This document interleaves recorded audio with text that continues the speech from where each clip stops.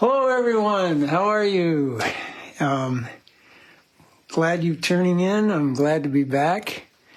This week, I wanted to delve into the subject of, transition from the trees that we were working with last week to start introducing figures, because they add in human interest, and they kind of allow a sort of a vicarious participation by the viewer, because they can see some kind of action.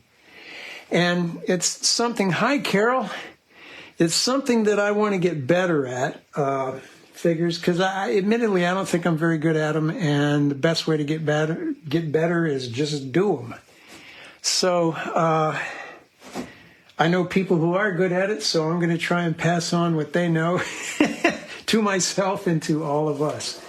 So I've got this lovely little scene from the Mississippi River last July, a guy fishing. There are some slight compositional issues that there's a few ways to solve that. I think this gentleman here, rather than use this pose, I think I'm going to use another pose where he was had these sort of circular sen, looked like a slinky toy with net on it, and he's getting, looks like carp or some sort of, who knows what, maybe some catfish. But I think I'm going to use this because it's really, to me, interesting to compose that.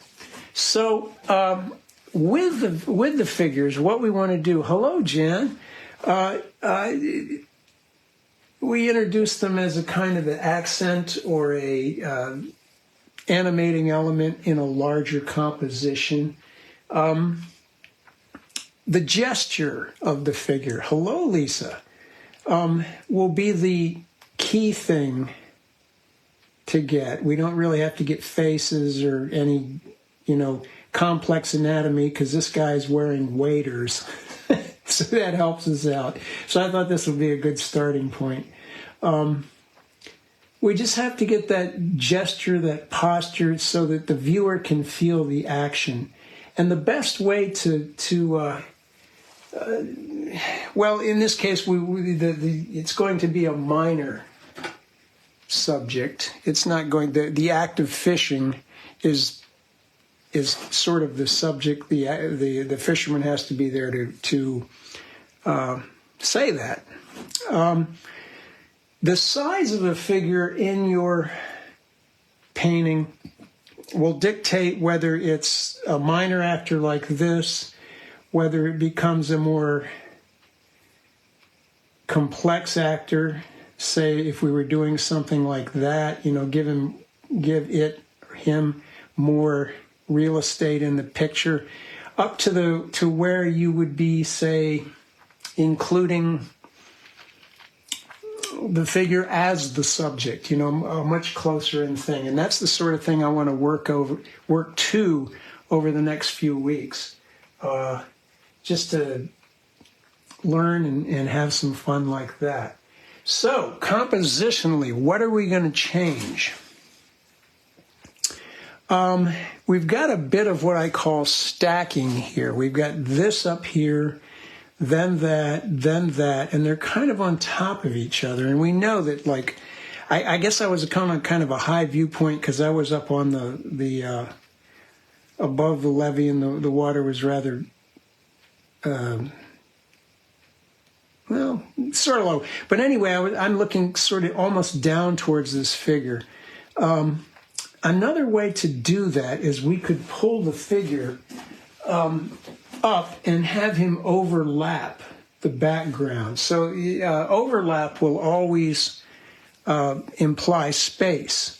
Another way we could do that, hello, Lori,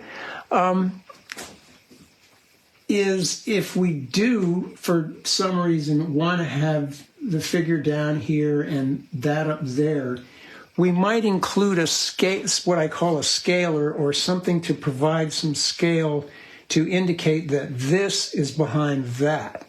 So you might have like another figure over there, and we'd say, okay, that's tiny, and this one's larger, so obviously this is further away. So I think I'm going to go with, I don't know. I'm going to put the horizon line about the same place. I'm going to try to draw a little darker today. And I'm going to put a slight, well, maybe a slight pitch on that. A little bit that way. When we get to the trees, there's a bank and a levee back there. So I'm going to indicate those intervals roughly for myself. And the trees are all going to, I want to paint them in.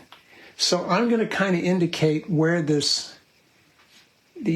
items occur with a little white mark so that I know where these holes, my stop and start points. The thing I like about this is I've got a wide interval and I've got a narrow interval. And I've got a big opening and a smaller opening. So I wouldn't want those to be too evenly spaced, or it's going to look like a park where trees have been deliberately planted at deliberate intervals and that sort of thing. So we'll get to that. Now, the boat, I think I'm going to bring it a little further up. Now, that line I want to be level because it's water, and we want to see water being level. And there's a slight slant to that boat with it's actually a poop deck. A motor. And the thing is, this is going to be kind of centralized, so it's important to have these irregular intervals to work around that.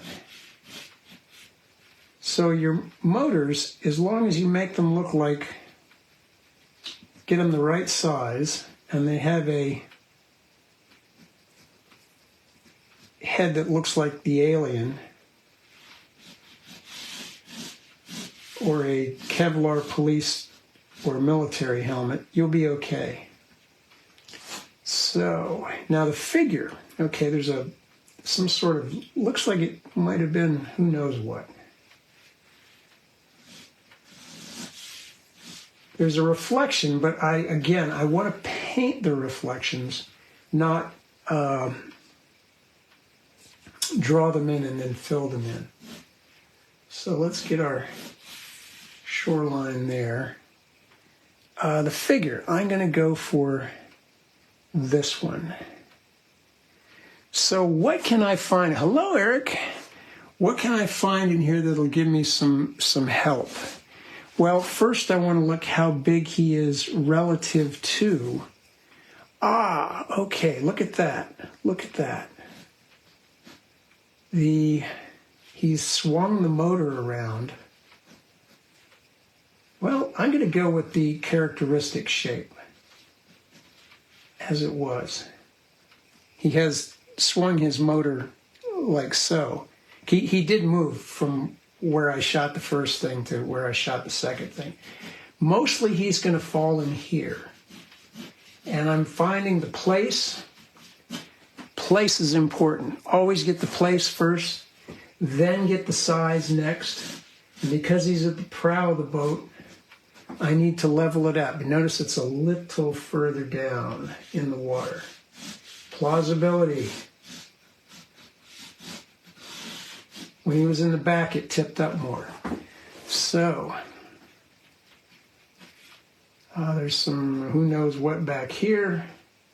So he fits in here, head and all. So then I'm going to say, well, how big is the head? Is it more to the left? Is it more to the right? I'm going to say the head's about yay big. I always tend to draw them too large.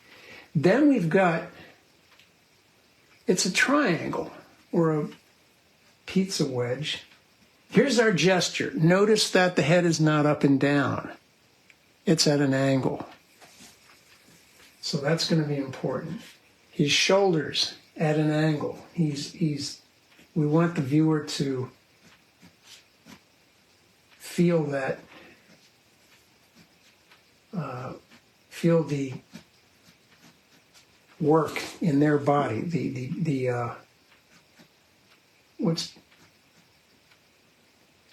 Then it's kind of a diamond shape. So the arms are going to fit in there. And of course I'm going to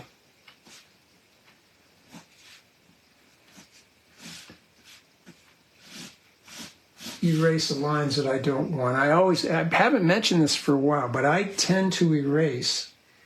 Before I erase a line I don't want, I get the line I do want in, so that I don't accidentally go back and draw it in the same place, because of the magic gravity that erased spot has. It just sucks your hand right back in there. This is mainly a silhouette. And there's this, boy, I love that. That one goes back like so. And they get closer together. It's almost kind of the thing that's better painted than drawn and filled in. So, miscellaneous junk back here. Sharpen the pencil. Make any final marks.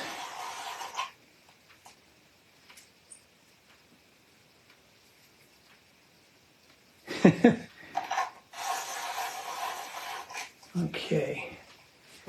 I use a 3B pencil. I don't believe I've mentioned that recently.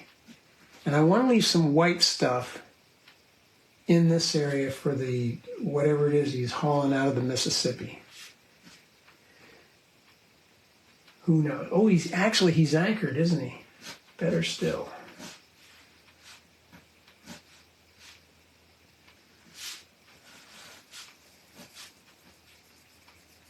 Let's get the whole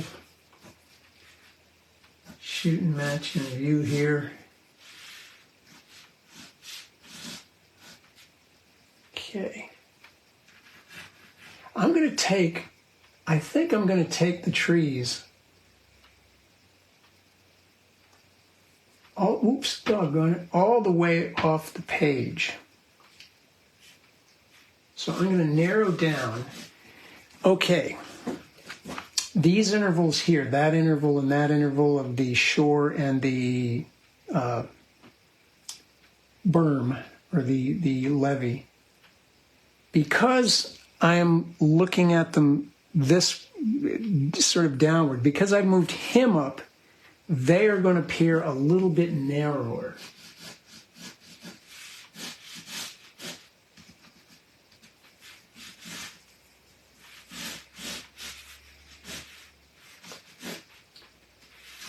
Most of it is going to get. Actually, maybe it would be better to, hi James, make a white mark on the tape where I expect things to occur.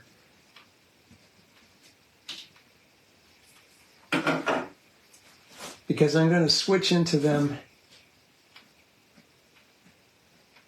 with the wash. So let's get our eraser and take out lines that I don't think I need.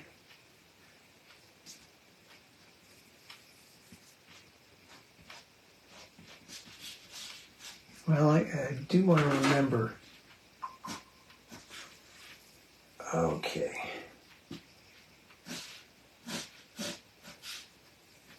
So that has to be there too.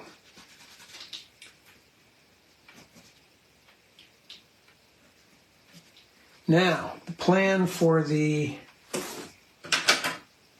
washes. Oh, I'm looking at this, and I'm thinking, doggone it.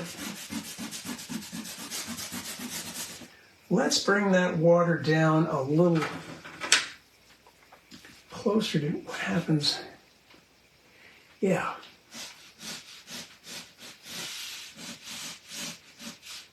I'm going to have him overlap the water a bit, and I am going to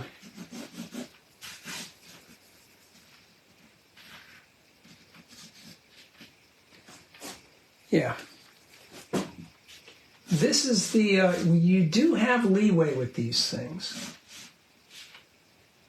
And the more you can create overlap to create space, the better it is. I'm going to just pretend like he's a little closer to shore. And I don't know, maybe the fishing is or isn't better over there. Only he would know. So what's the plan for the washes? Okay, I'll talk about what we're using. 11 by 15 quarter sheet of Saunders cold press, taped to the edge, but not over the edge. Let's see, let me get a light colored brush so you can see that. It's only held at the four corners.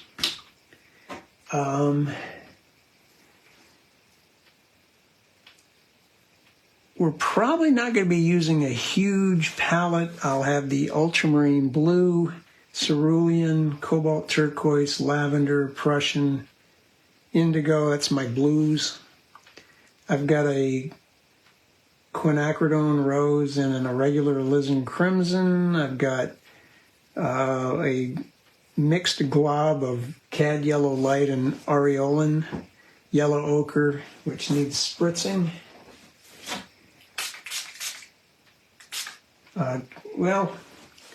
Quinacridone sienna, burn umber, cad red light, cad red. Well, I probably will not be getting into those. We'll see.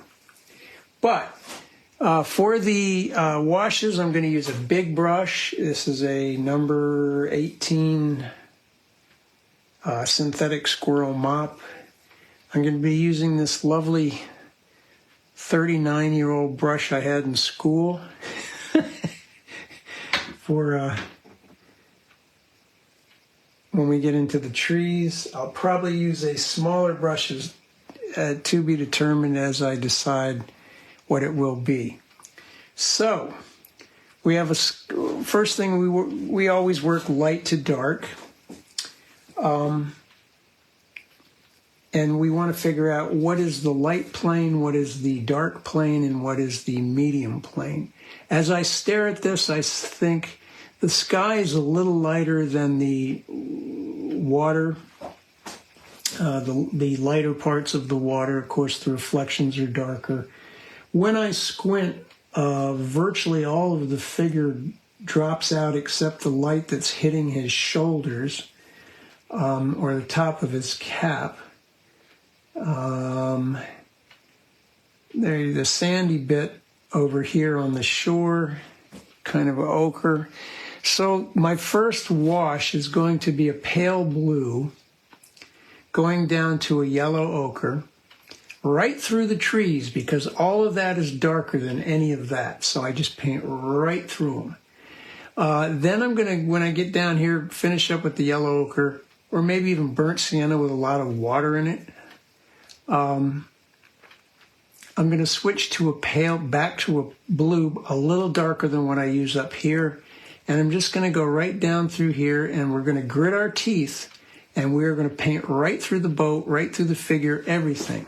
We're going to pick up the highlights on the figure's shoulders with white gouache. Or alternatively, you could use the China marker pencil as a resist. But I tend to, just in case, I like to paint those things in as positive marks as opposed to something that's pre-constructed. We might lift a little bit for tree trunks and shade, those dead trees there. When I squint, the rim light on the gunnels of the boat and even the highlights on the guy's shoulder and the top of the motor are pretty much nearly the same value as the water here. So I think we can easily pick them up later or lift them or whatever. So Eric asked, do I ever use frisket or the masking fluid? I don't like that stuff. It's deadly to your brushes. Never use that with a good brush, one of your brushes that you paint with. Even just use a toothpick or something if you apply it. There are situations where I think it's probably useful. I occasionally will use strips of masking tape to kind of block out an area so I can run a wash across the whole thing, and then because there are darks surrounding the lights, I can paint up to them. In the end, it's a combination of being lazy and liking simplicity. I just like to use as few brushes as possible and as little equipment as possible. Hi, Sandy. Not to mention that masking fluid is really expensive, and then it just tends to dry up in the jar and turn into a giant rubber booger. So I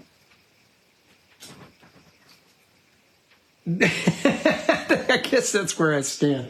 So my washes, I need to have like a cerulean blue. I'm going to switch from a cerulean blue to a more ultramarine just to have some difference between my sky. Of course, the vertical planes here, the ones that are in shadow, the ones that are perpendicular to the light, they're the darkest.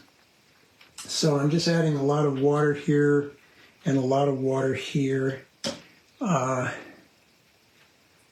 This is at a 45-ish degree angle.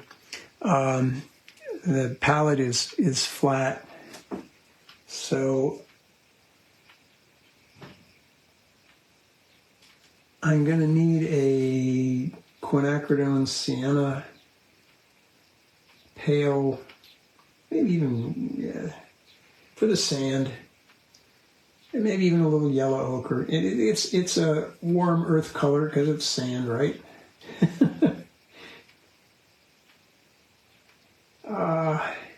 It's whitish sand, isn't it? So I'm not going to make that terribly dark. It's almost lighter. Yeah, when I squint, the sand that's illuminated is actually as light or lighter than what's on the guy's shoulders. So there's that. Then I'm going to have, I'm rinsing the brush. I'm going to get, squeezing it too, some cerulean for the sky. I think it helps if you use a different blue in your sky than you do in the water, because it keeps the two planes away from each other color-wise, and it's actually a thing you see because this is reflecting the zenith of the sky, and that is you're looking horizontal, so that's reflecting what you would see if you look straight up, and this is reflecting what you would see if you were looking straight ahead. So that's worth observing. So a little bit of that, perhaps a titch darker than you think you would like it, because it will settle out a little lighter. Down here I'm going to get into my ultramarine because it's the more reddish influenced blue.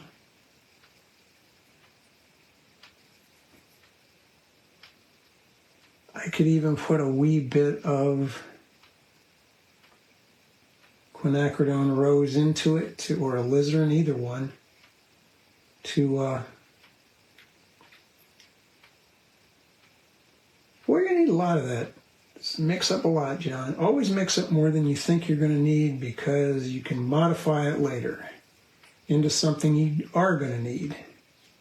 Or you can leave it on the palette and reactivate it tomorrow for another painting, or even next week. So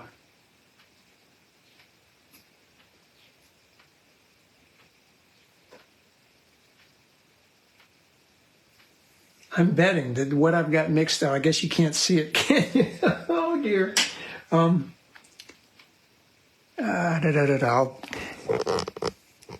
there. I'm betting that's probably not enough. So, thank you, BBC. A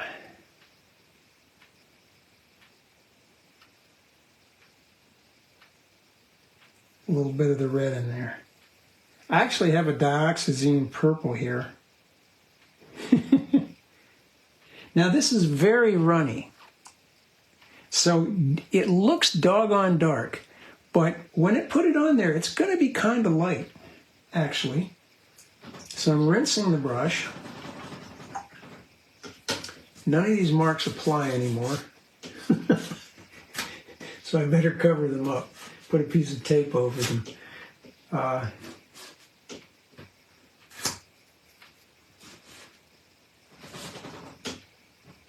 think the pencil line will show.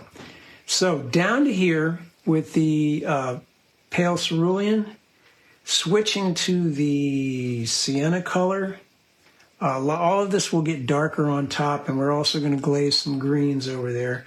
Then to the ultramarine and grit our teeth and paint right through the figure and everything. So here we go. Rinsing that brush.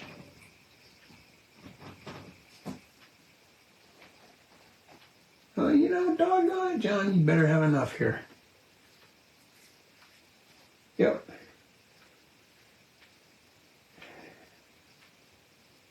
There's the bead, picking up underneath the bead, walking it down. Light pressure on the brush. I loaded it from the side, not the tip. And I'm catching the bead from underneath. And I'm leaving it to pick up on rinsing the brush well, blotting a bit. Oh, doggone, I didn't mix enough of this sienna.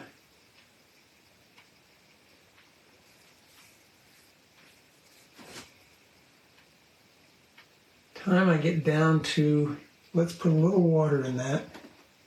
The lightest part is right here in the front. That might look orange, but it's going to dry lighter. And it's not that the pink, okay, now this is where we grit our teeth, and I am switching to the ultramarine red mix. Again, picking up underneath that bead that I left. Loading from the side. Oh, you can't see, doggone it, I'm sorry. Hi, Jackie. Right through. We're painting the lightest portions of the water now. We're not painting the darker portions in the water. I can see already. I'm going to need to mix more. Okay, here it comes. This is the Mississippi. It's dirty and nasty. I'm going to put a little bit of quinacridone sienna in it, just to make it authentic. My painter friends, when we go down to paint on the Mississippi there, we call the color that you usually get Yoo-hoo brown, like the chocolate soda drink or whatever.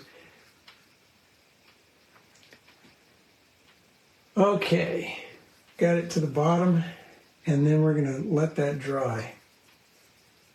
And I know we covered our boat, we covered our figure, but we will recover them.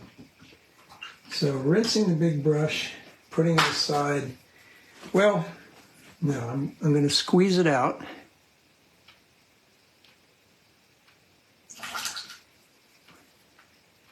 And I'm going to mop up what's at the bottom so that I don't get a little blossom. Now, cover your ears because we're going to go for the hair dryer now. Normally I would let this dry on its own. I prefer that.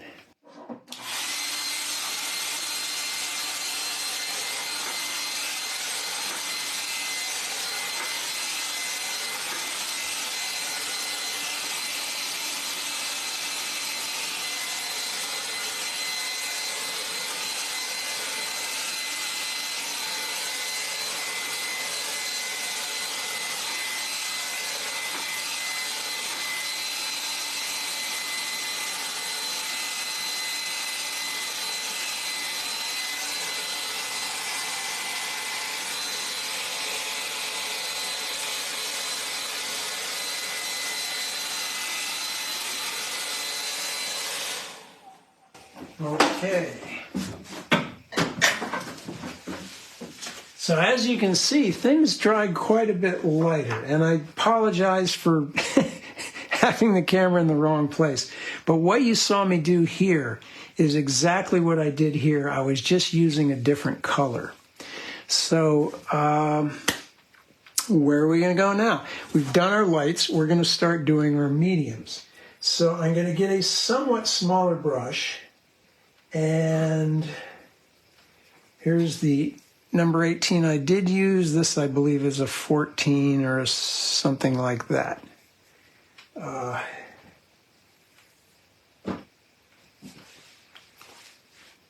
I'm going to modify this sky color with a little bit of some yellow to... Now let's think this through. Yeah. Okay. I don't want this to jump forward. I do need my figure to come forward a bit. So I'm not going to go with a zippy green. I'm going to use my dull yellow, which is the yellow ochre,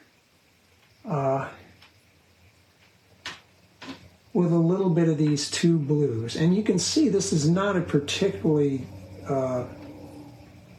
even though it was July, it wasn't a particularly vibrant green. And you don't want it to be a vibrant, vivid green if it's behind. If it has to be, you know, maybe the light is hitting it the right way or something, and you have a figure out here and you want it to set forward, then either employ overlap or employ some kind of scale object like another figure or something that's, we know the size of it, and we would make the calculation mentally. So, yeah, okay. This area down here I'm going to try to preserve as sand with a bit of grass growing on it. There will be other stuff in there. In here,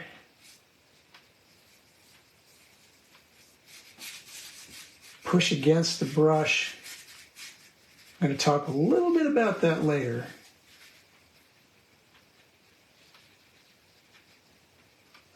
Let's even smuggle in a little. Well, here I've got Naples yellow, which is sort of like a brighter yellow, but still earthy, not...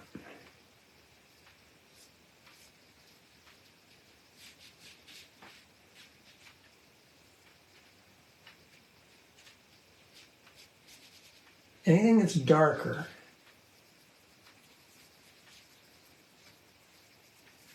I will preserve.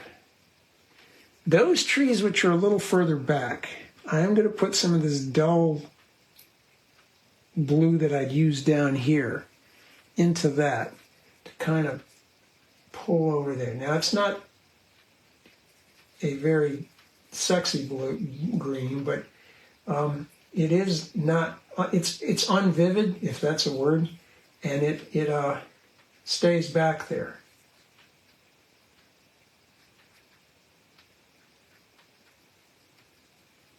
And I'm going to get further in there later.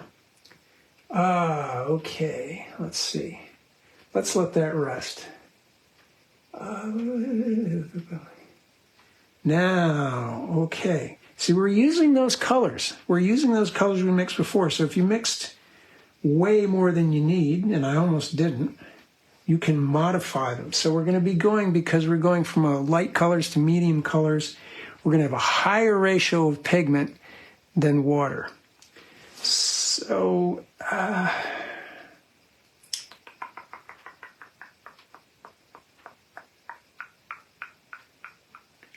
may just dry this before I go back in.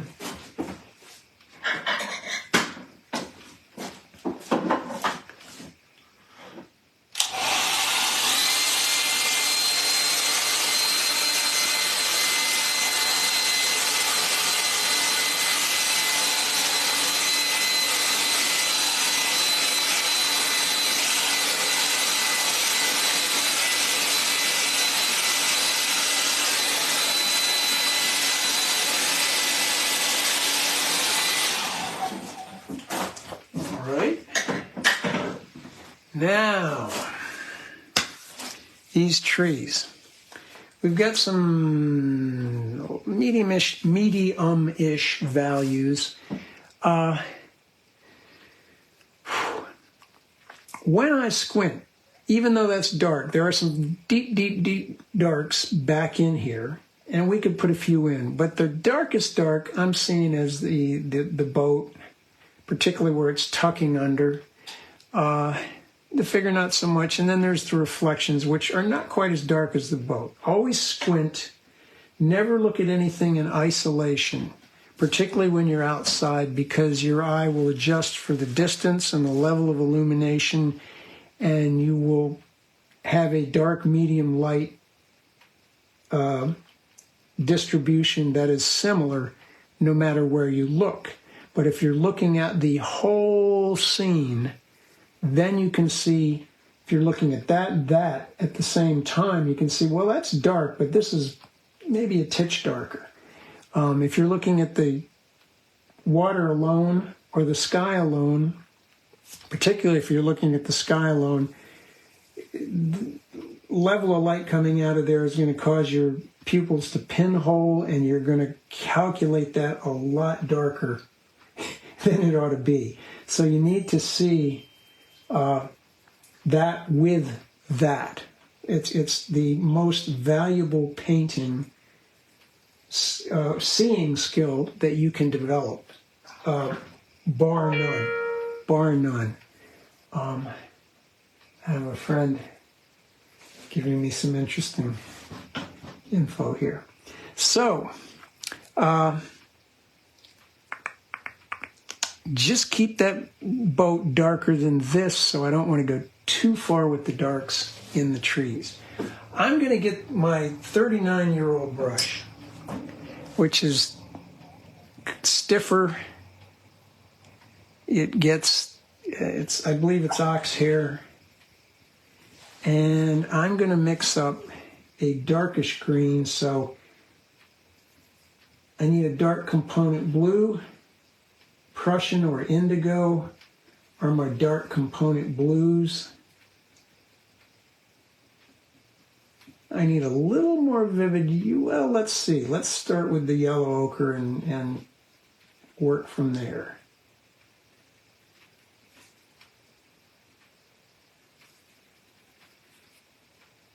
Now, it's going to look like I'm being careless, but I'm not. And for you Blackadder fans, I'm going to be like Baldrick, and I have a clever plan. I'm going to think through what I'm going to do with the trees here. It's more of it over here, less of it over there. It gets more of a broken stroke at top, so we'll see through to the sky. Denser down at the bottom. Greener at the top and slightly lighter at the top. Darker and bluer and purplier down here at the bottom. We will be adding other little accenty things, but that's the main plan. So I'm thinking of, okay, I'm going to get my dark going here with the Prussian and the indigo and maybe a little quinacridone sienna. So I'm going to start, because this is darker, I'm going to start down here. And as the brush exhausts, I'll go up here, or maybe I'll throw a little bit of the yellow in to get that yellow color. I want a broken stroke up top, so I need to be exhausted on the brush. Now that almost doesn't even look dark enough. So I'm popping in there with the blues. Where is it? That's the big thing. How big is it? What shape is it? See, as the brush exhausts, I'm going to add a little yellow of either yellows. Using the side, pushing against the point. I know where I want to stop. I know where I want to go. So it looks careless. It looks but it's not. I have a clever plan. Maybe that's not a good analogy because Baldrick's plans always went south. I love that show. I'm actually going to stab up here with a little bit of yellow ochre. So that brush is very exhausted, meaning that there's more paint on it than there is water. So now let's get a grayer version. So I'll put a little bit of that ochre in there, maybe a little bit of lavender. That lavender, the Holbein lavender or the Daniel Smith lavender, almost functions as a gray. In fact, I may even just use some almost straight up lavender.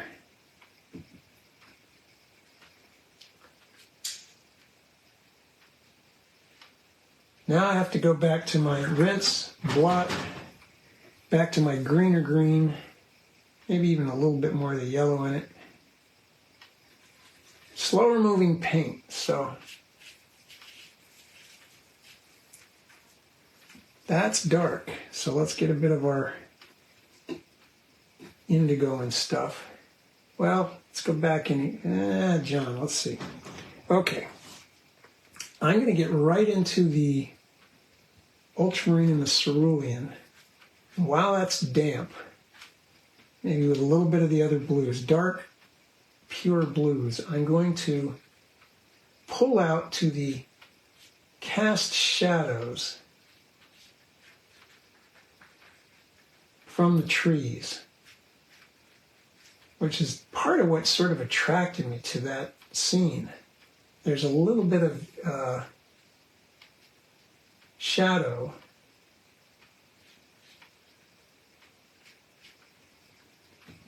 coming onto the sand. So now I'm going right into my creamy indigo, into that wet surface. This is going to be very, very, very dark. That area, while it's wet. So it will hopefully appear to blend but stay somewhat distinct.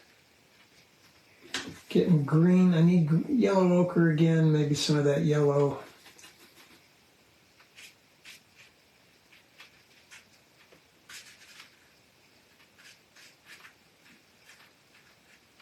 Do the foliage first.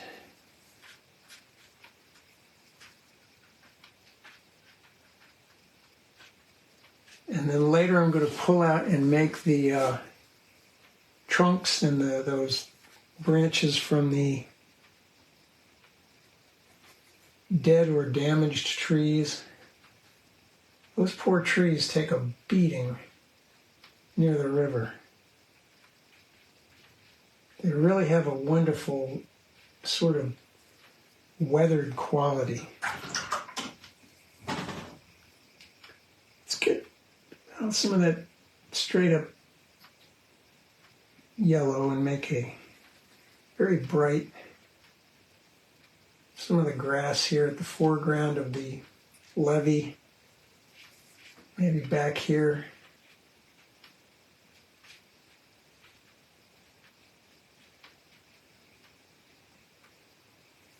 I might even put a bit of that up here. Rinsing that, I'm going to get a nylon number 12 kind of thing, and I'm going to get some just neutral-ish darks, which will be blue, a little bit of everything, maybe a little bit of the umber, the sienna, most of the blue. And I'm going to pull up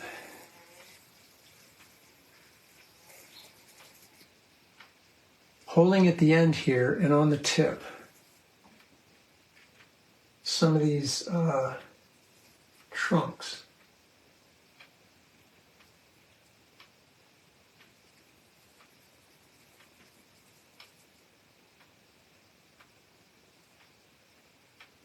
I try to remind myself to paint the direction that it grows. Put a little more umber in there, maybe a little bit of the quinacridone sienna, maybe even a little bit of something reddish.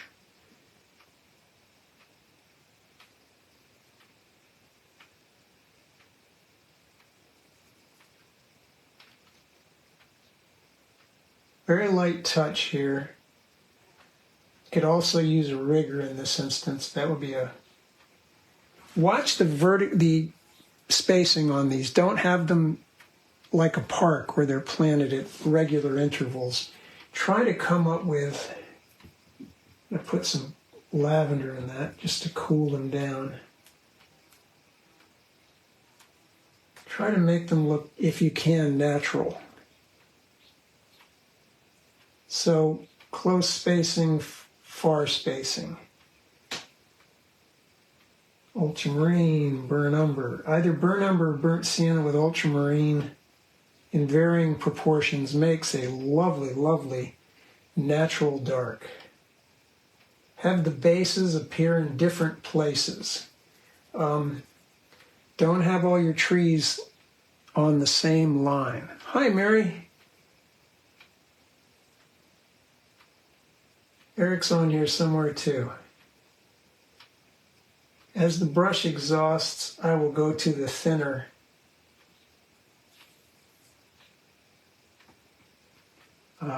trunks or branches.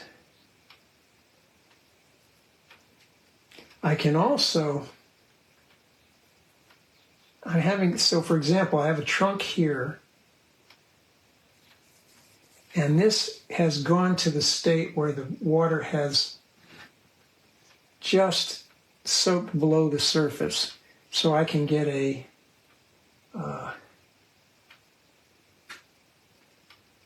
in other words, the water is below the surface of the paper. The pigment is still on top and it's not yet dry. So I can scratch that out and the water will not pull the paint back into the place that I just did that. So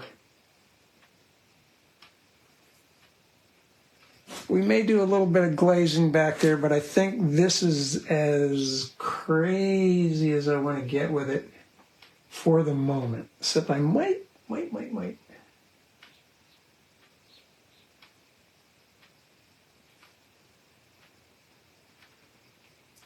Yeah. So if I have a tree trunk coming down there, there should be a plausible shadow coming off of it.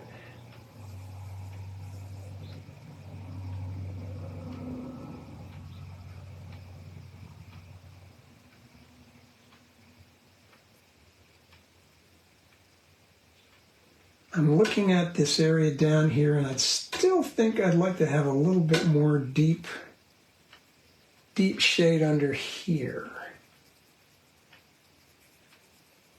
Hopefully I haven't gotten here too late. Perhaps maybe some over here as well. I generally don't like to have a dark passage and then have it go light at the edge of the painting, because that will usually flatten out.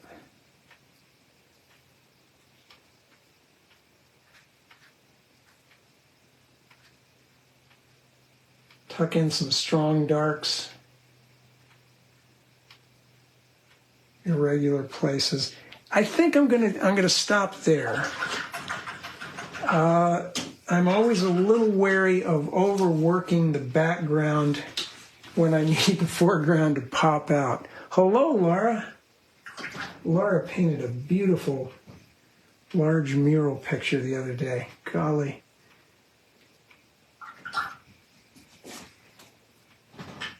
Now, what do I want to use? Something that will, I think I'm going to use the medium-sized mop that I used before.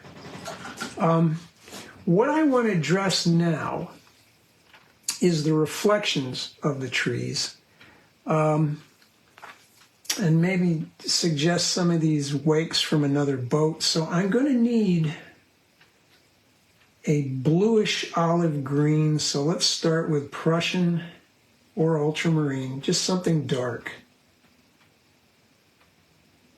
and then something to make it look olivey. And that will usually be a burnt sienna or a quinacridone sienna. Particularly the Prussian blue will seize the yellowish undertone of the siennas, if they have it, and go slightly greenish, but it won't be a strong green. Hello, Diane. So it'll look like a reflection, and I better make a lot. It'll look like a natural reflection. Very, very, very rarely will you ever have a absolute perfect reflection of the object in the water. It'd have to be extremely clear water, which the Mississippi is not. So I need this to be a little runnier than that. Not super runny, but slowish. I'm going to try to be careful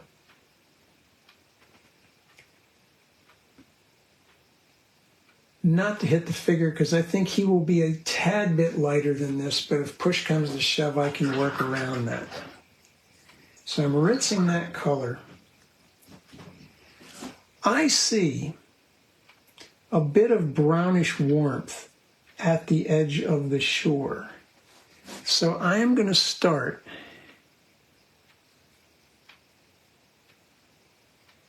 by making a line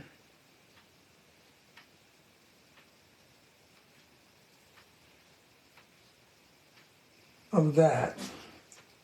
And then I'm going to go right into this and touch it. Trying not to hit the figure, but if I do, I know how to, there are ways to recover that. I want a soft transition between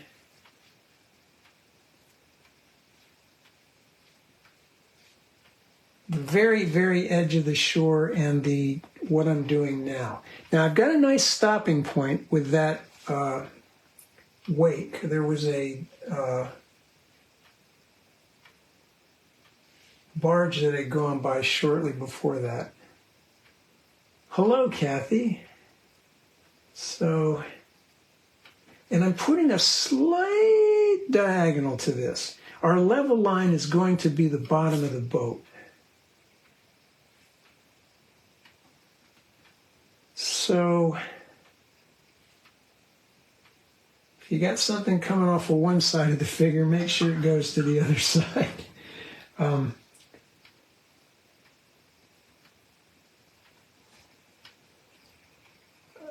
going to pick up underneath that with some blue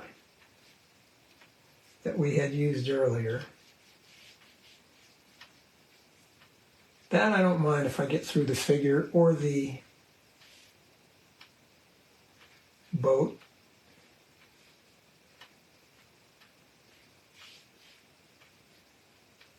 Back to, well, I better, okay, this is like a stopping point.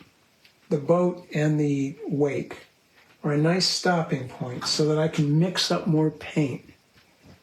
Oh no, we're definitely in the messy stage, Kathy. It really doesn't happen until we get that guy and his boat delineated. Then everything kind of goes back into being, oh, gee, what? Stuff that's further away, and that becomes our subject, the action.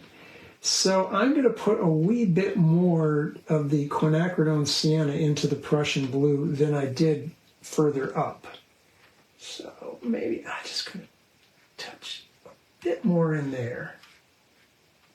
It should melt, yeah, it'll melt in because, particularly over here where the trees are, and they're casting a reflection.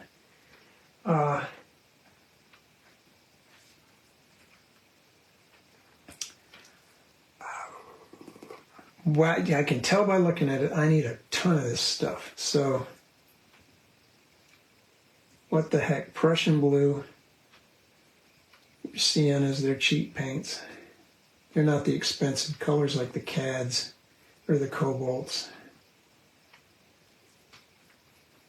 So I use lots. You can always use them elsewhere. A bit more water.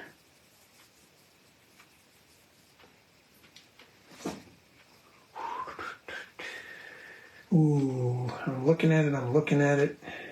Yeah, I need to frame him. But I need to frame him where the water is.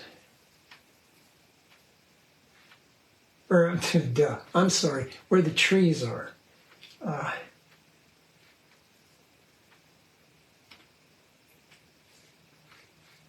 Don't worry if I hit the boat.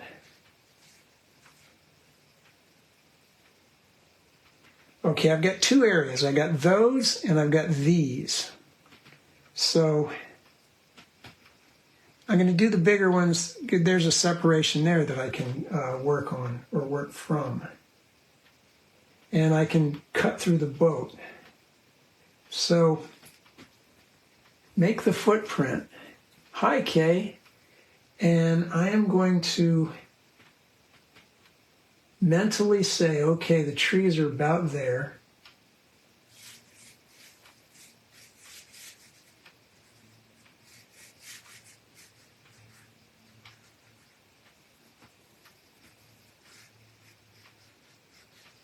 The spacing of these things are going to get further apart as I get down here,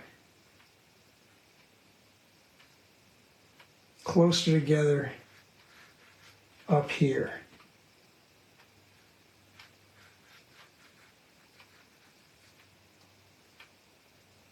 Run them off the page. Don't let them stop.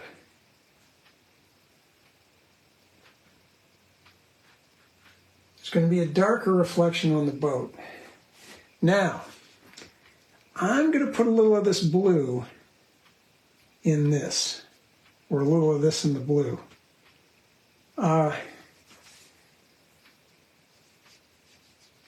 Again, make sure you know about where you're going to be. You can add some connectors, start on the tape, maybe dry it out.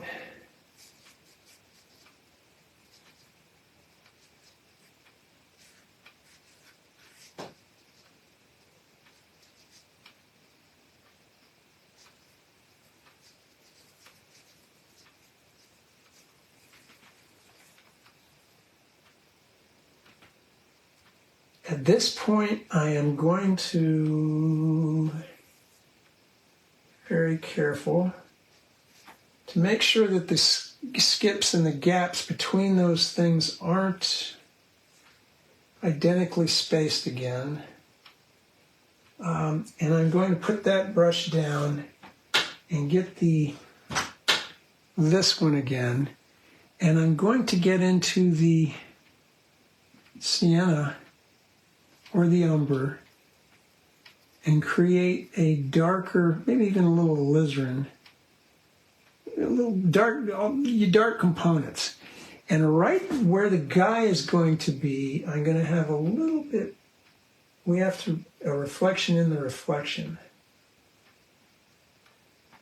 The bottom of the boat, you see how that and the motor and that sort of thing are darker.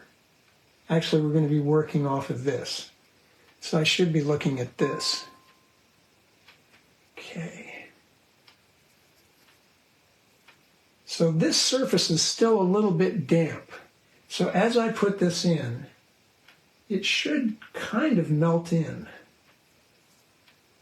So if the motor comes out to here, don't let that reflection go any farther than that.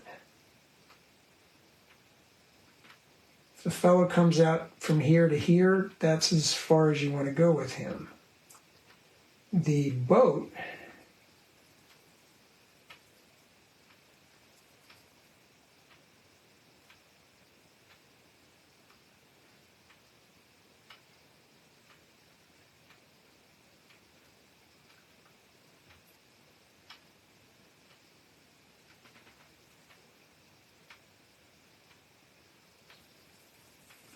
Now for the boat, let's take our dark. We know we're going to be at least this dark or darker. But let's put some cerulean into it to get a bluish dark. Maybe even some, well, more cerulean. This is very slow moving paint.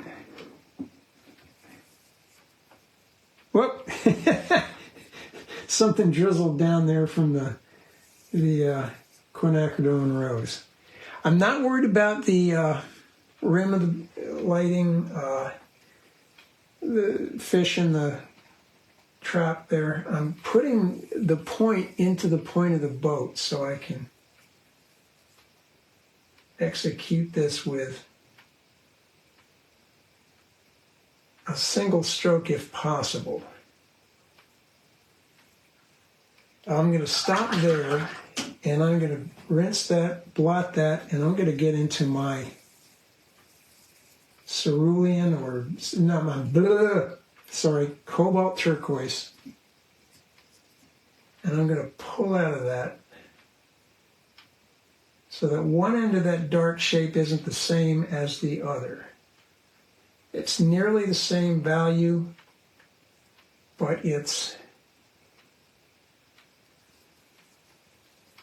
then I'll just put a little red in this mix to get purpley and go back to our motor.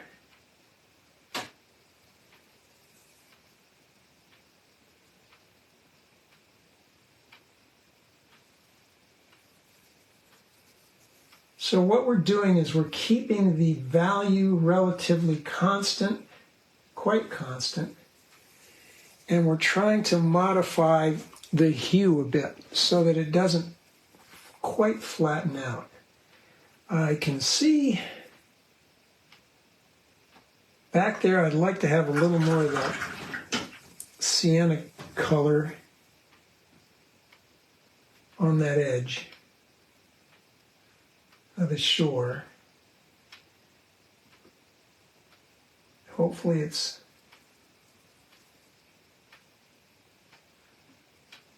we'll get away with it. Maybe. We'll see.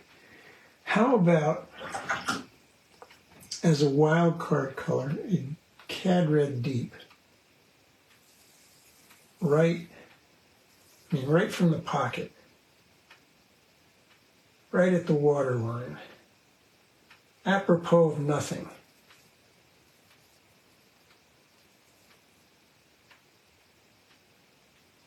Okay, I'm going to quit fooling with that. Now I'm going to go for my figure. There are going to be some other little water squigglies going down here, but we're going to get to them next. I'm looking at that guy and he's blues and browns and that kind of thing, so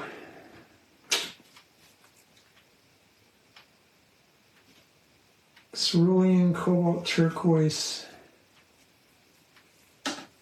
dark. When I squint, he's almost as dark as the boat. Let's get some yellow ochre in there. I don't like that. I don't like that. I'm going to wipe that out.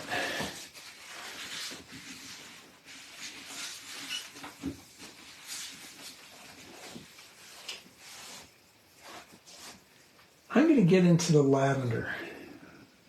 Get the cat hairs off.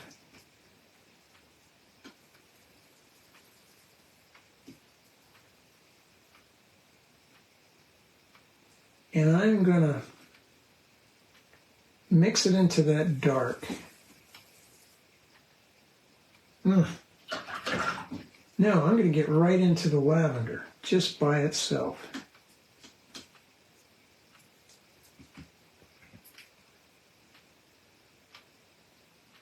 He had sort of whitish waders. So I'm going to go for my diamond and my...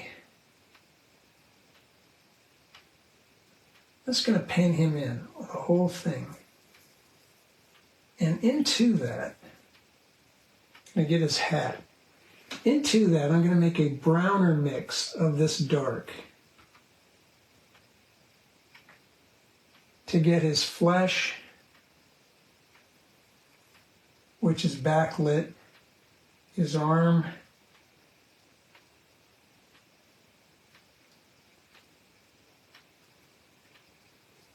The hat is, let's make that very bluish dark. Hi, Becky.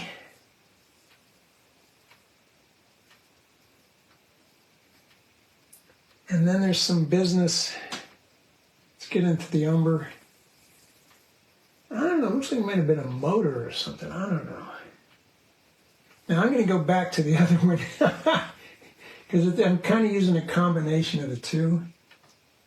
So this very pointy nylon stiff brush.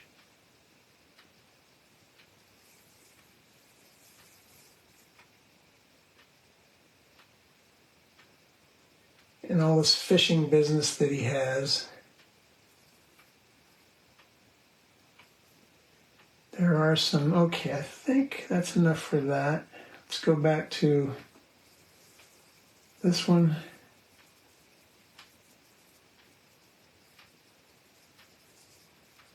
That rim of light, I'm going to pick that up later.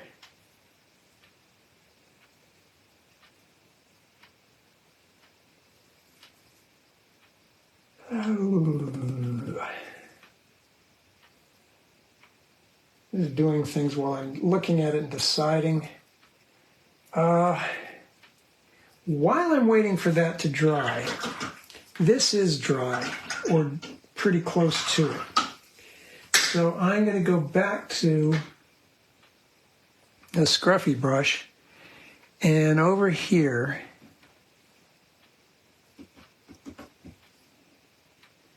in that section, I'm going to mix up some cerulean and a bit of dirt. And by dirt, I mean just some of what's on the palette. But this is going to be runnier. Hopefully.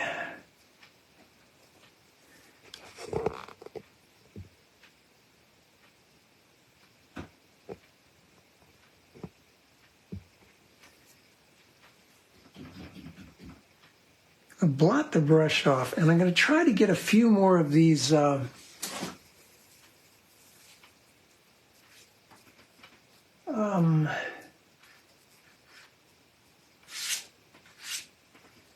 it's not a fully loaded brush, so and I'm starting off the tape.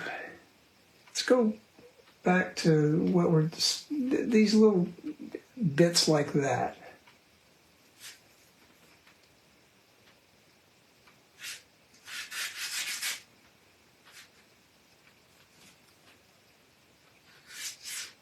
Again, being mindful of the intervals between this thing and that thing. Some connectors, but don't equally space them. Further back they go, closer together they get, just like a railroad track. Let's put a fair amount of blue in, a little bit more, and some water. And some dirt. I want to frame my guy a little better in that wake that was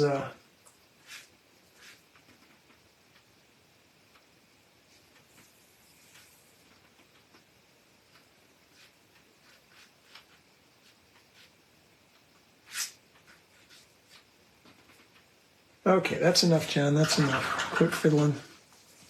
I think it is time to get our small brush.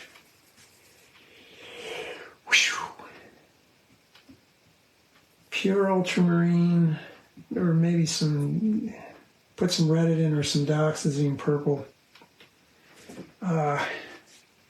Right underneath where the boat hits the water. Very dark.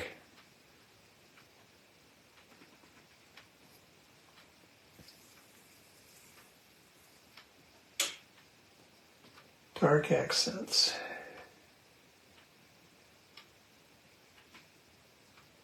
Should be a reflection of that, whatever it is. So maybe that too, that thing. Plausibility. Okay, now let's dry this and then put in our final marks, which are going to be a lot of lights and small things, maybe some glazes too.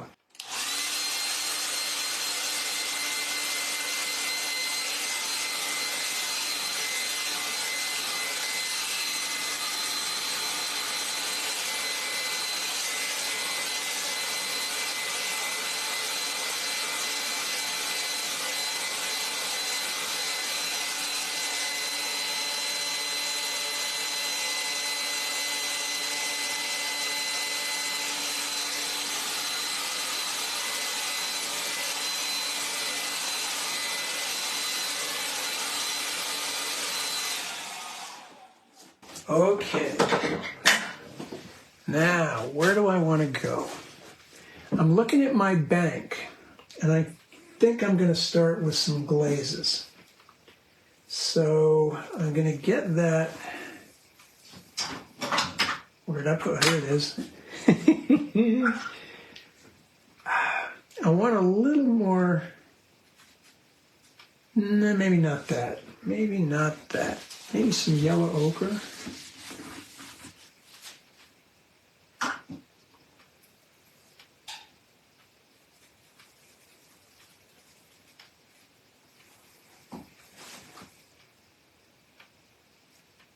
Back where it's. Oh, I do want some of that back here, which will put that levee ahead of those more distant trees. And then let's now make that more sienna-ish. This is a pale, runny mix. Close through the shadows, in the sand.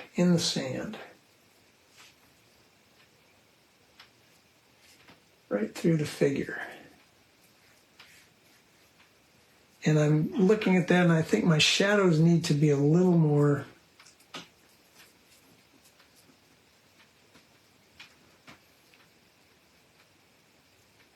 very light touch.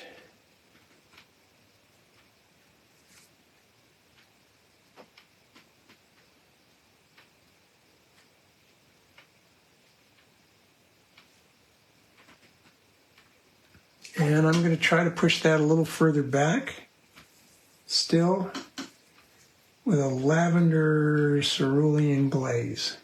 I know, you look at it, you see green, but we need it to stay back there. And sometimes you have to go to what you might see if the thing was a half a mile or better away.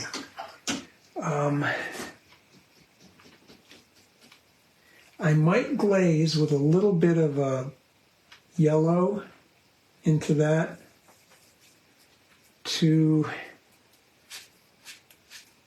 pull some of those leaves that are out there catching more sunlight, the ones at the edges, because we are essentially backlit. As for that,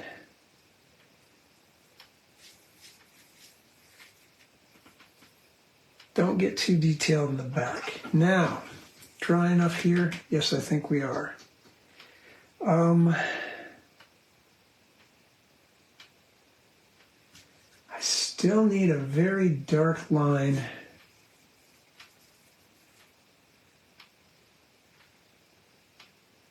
right at the water's edge.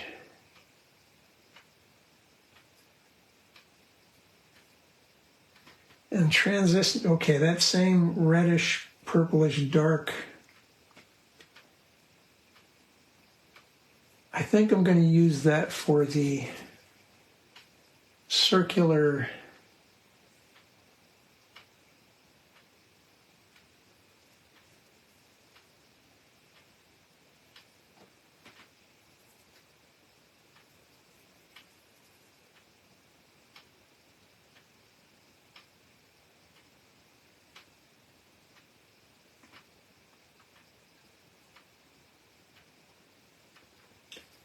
top of his, front of his cap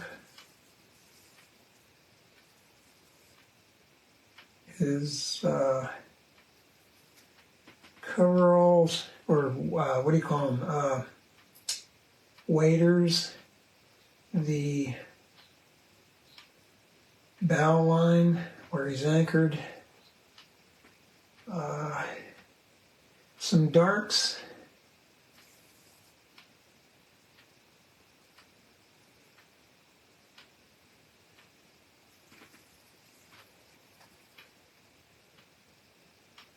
let's put some miscellaneous junk behind him here, frame him. We're going to be putting some lights in there. So, and here too. I have no idea what this is in that boat, not being a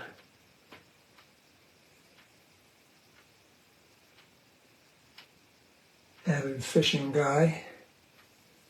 When I fished, I was, bait on a hook or crab traps.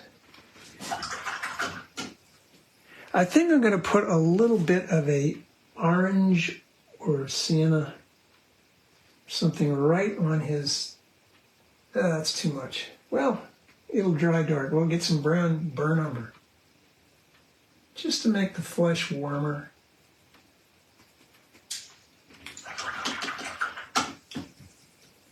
Then we're going to take that pointy brush and we're going to get the white gouache and we're going to get it right out of the tube and we're going to make accents.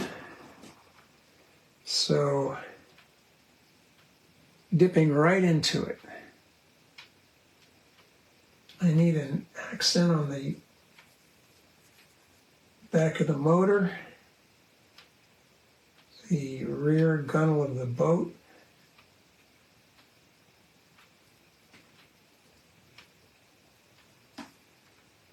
his shoulders,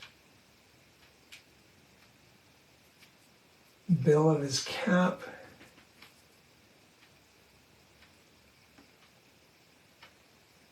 the gunnels again,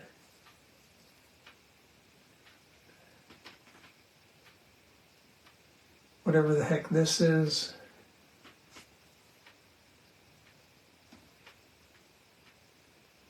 the lower portions of this, the fish,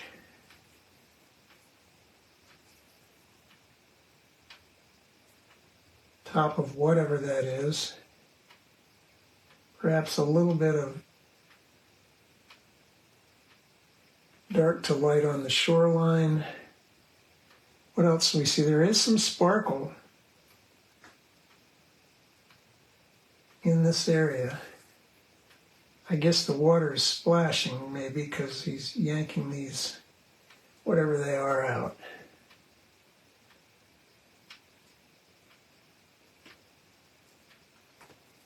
Can we stick something in the back there? A little light. I'm going to mix it in with this blue back here to make a pale blue.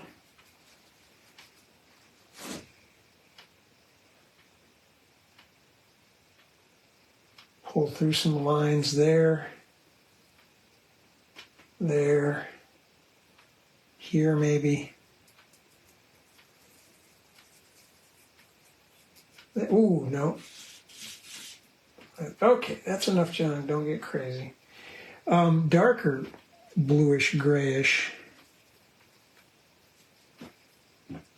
Back here, I mixed some of this and that and the white that was on the brush. I'm going to try to get some of these dead tree trunks.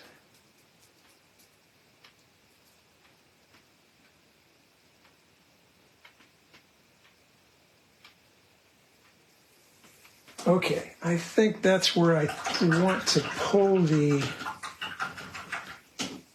you know what?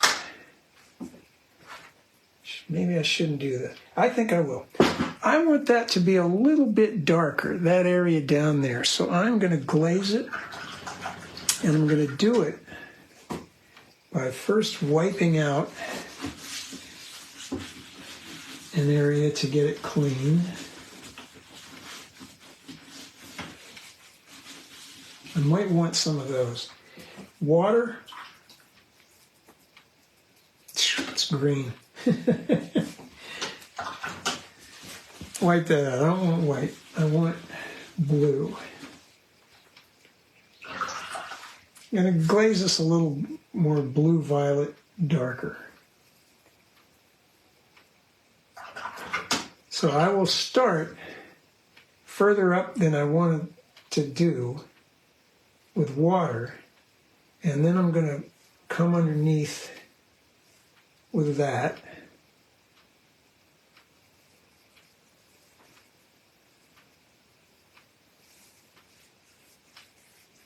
Take it all the way down.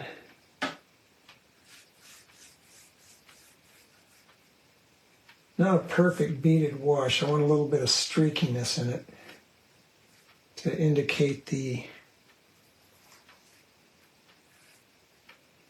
slight motion to the water. We'll see. Okay, yeah, I do like it a little darker like that. I may actually even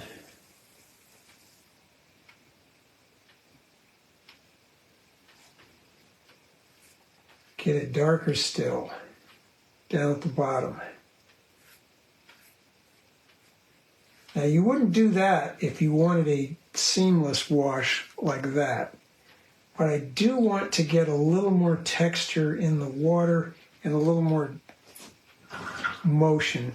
Let that be the smooth thing because it's the furthest away thing. So I'm going to rinse the brush, squeeze it, and mop out anything at the bottom here, the excess. I'm actually on the tape, but the hair slips over onto the edge of the paper and soaks it up. So let's peel, see what we got. Maybe that'll tell us something. But the key thing about figures is if you're not making them the main subject, then you want to get the gesture rather than the particulars of the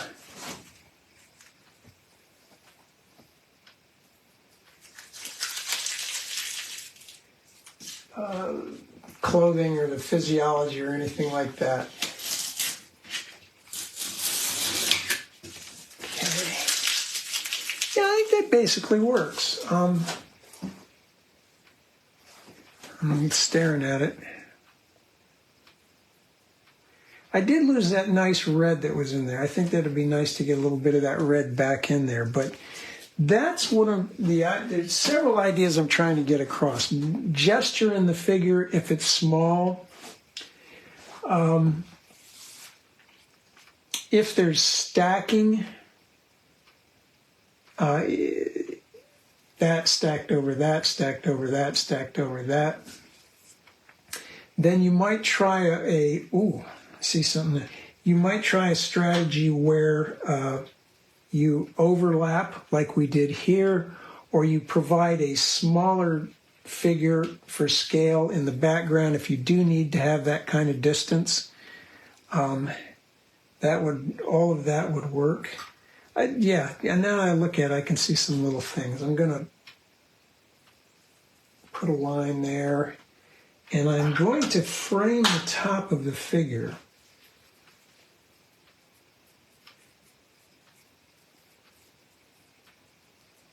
Probably shouldn't use the big brush. Let's get this brush.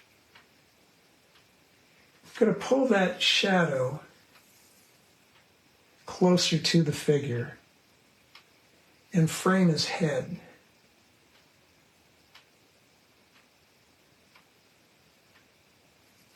Well,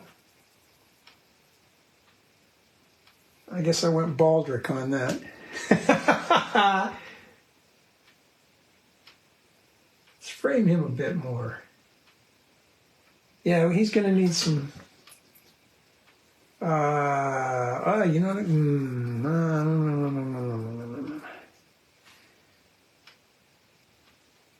Redder flesh. And let's put that red back, see if I can get away with that.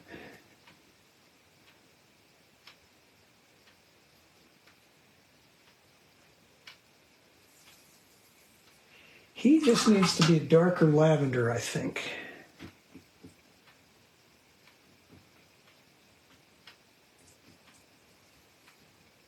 Particularly down near the light over dark, dark over light. Okay.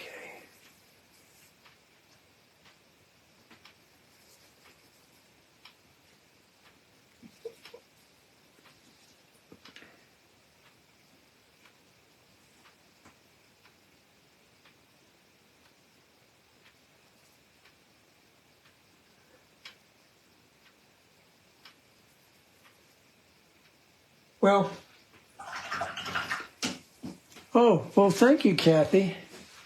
Yeah, I think I do need that figure to be a little darker towards the bottom of him, which means I may need to lighten up the rings of that device.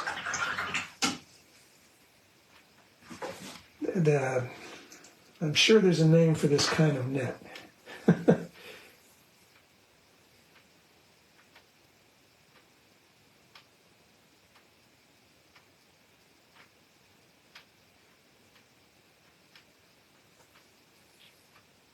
course, now there would be some. Okay, so main points. Composition, make sure your figure is either a accent thing to provide some human interest, or